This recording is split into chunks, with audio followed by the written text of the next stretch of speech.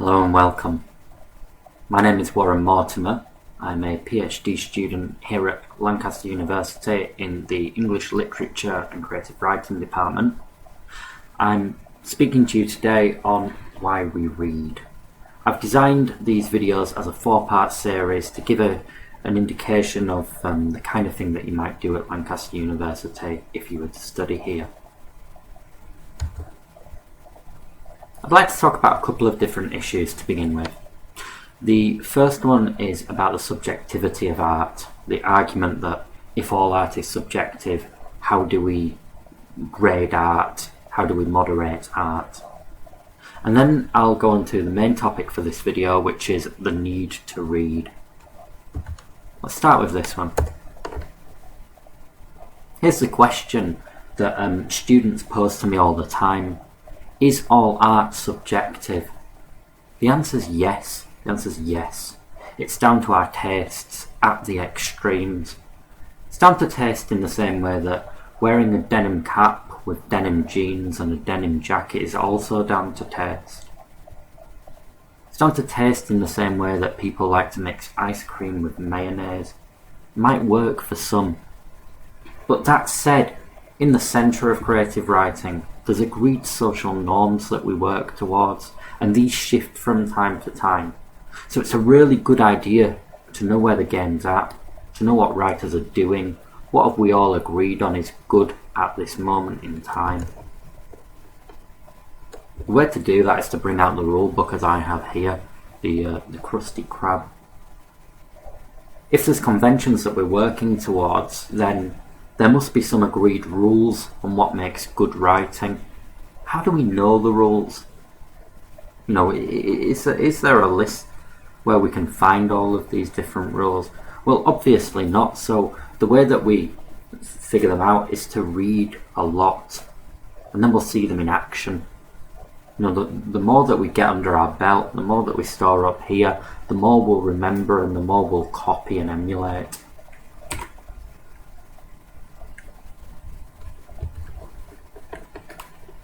There's no need to read then. Let's have a look at that. First question that you need to ask yourself is whether this is your audience.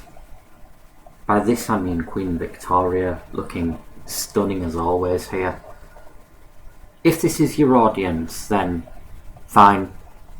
That's who you're reading for, that's who you're writing for, so read a lot of Victorian literature. You might be the next Victorian author.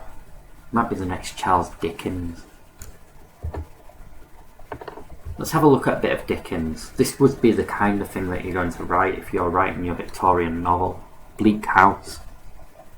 London, Michaelmas term lately over and the Lord Chancellor sitting in Lincoln's Inn Hall. Implacable November weather.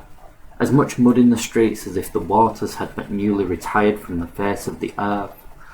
And it would not be wonderful to meet a megalosaurus, 40 feet long or so, waddling like an elephantine lizard up Holborn Hill. Smoke lowering down from chimney pots, making a soft black drizzle, with flakes of soot in it as big as full-grown snowflakes, gone into mourning, one might imagine, for the death of the sun. You might have enjoyed that, but try reading 1,000 pages as dense as that, and then we'll have the conversation again. I mention this to say that that's not where writing's at anymore, and so if we want to write something more accessible, less dense, more enjoyable, a real page turner, then we've got to read that kind of stuff as well. You might say, I don't have time for long novels, I live a busy life. Well, good. It's good to start with short fiction. Read a short story, a 5-minute long one, a 2-page short story. Get hold of some collections of short stories. Get an anthology of them. The best. After all, if you want to write the best, read the best. Read short fiction to begin with because that's the kind of stuff that you'll probably end up writing to begin with. Very few people I know set out to write the novel from the start, and don't have a go at something a bit more bite-sized to begin with. Nobody writes a novel in an hour. Let me show you this. This one's still ancient now. This is from the last century, but it's much more modern. It's much more likely the thing that you're going to write. This is the opening paragraph to a very short story that I recommend highly. Chef's House by Raymond Carver. That summer, Wes rented a furnished house north of Eureka from a recovered alcoholic named Chef. Then he called to ask me to forget what I had going and to move up there and live with him. He said he was on the wagon. I knew about that wagon, but he wouldn't take no for an answer. He called again and said, "Edna, we can see the ocean from the front window. You can smell salt in the air." I listened to him talk. He didn't slur his words. I said, "I'll think about it." And I did. A week later he called me again and said, "Are you coming?" I said I was still thinking. He said, "We'll start over." I said, "If I come up there, I want you to do something for me." "Name it," Wes said. I said, "I want you to try and be the Wes I used to know. The old Wes. The Wes I married." Wes began to cry. I took it as a sign of his good intentions. So I said, "All right, I'll come up." I like to show students this passage because it's so stylized. If you read another few Raymond Carver short stories, you wouldn't be able to resist the urge to write like this. All the I said, he said, she said, all the intimacy of action, the breakup, the divorce. If you want to write like this, if you admire this writing style, just read it. You'll end up writing like it in no time. So I've got a mission for you. This is on subtext. Subtext is so important. This is the first aspect of narrative that I'm going to talk about here. Subtext is everything that's going on beneath the text.